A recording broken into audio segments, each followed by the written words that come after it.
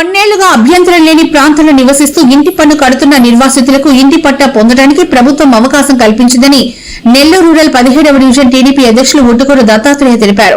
అదేవిధంగా కొత్త రేషన్ కార్డుల కోసం అర్జీ చేసుకునేందుకు కూటమి ప్రభుత్వం అవకాశం కల్పించిందని అన్నారు.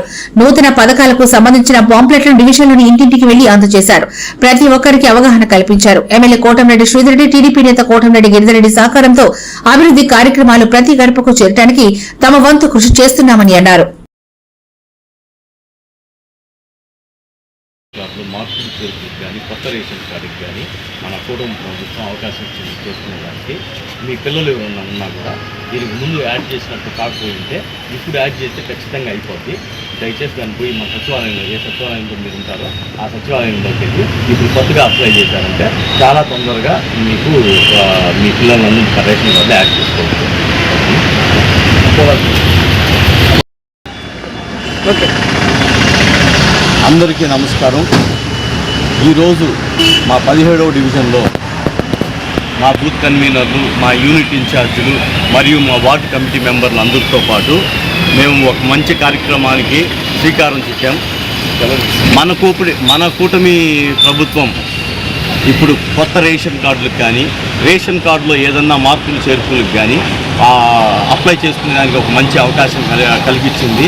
ఈ అవకాశాన్ని ప్రతి ఇంటికి గడపకు వెళ్ళి మా గిరన్న గారి ఆదేశాల మీద ప్రతి ఇంటికి వెళ్ళి పాంప్లెట్ పంచు ఈ అవకాశం ఉంది, దాన్ని ఉపయోగించుకోవాలని అందరికీ తెలియజేస్తున్నాము. ఎందుకంటే గవర్నమెంట్ ఇచ్చిన ప్రతి అవకాశాన్ని ఉపయోగించుకునేటట్టు జనాలుగా మనం ఏర్పాట్లు చేస్తే మనకు మంచి గుర్తింపు వస్తుంది. రెండవది జీవో నెంబర్ 30 అని అభ్యంతరం లేని స్థలాల్లో ఇల్లులు కానీ మీరు కట్టుకొని కొన్ని సంవత్సరాలుగా నివసిస్తూ ఉంటే వాటికి ఇంటి పన్నులు కానీ ఉంటే మీకు పట్టాల కోసం అప్లై చేసుకునేదానికి మన గవర్నమెంట్ మంచి వెసులుబాటు కల్పించింది.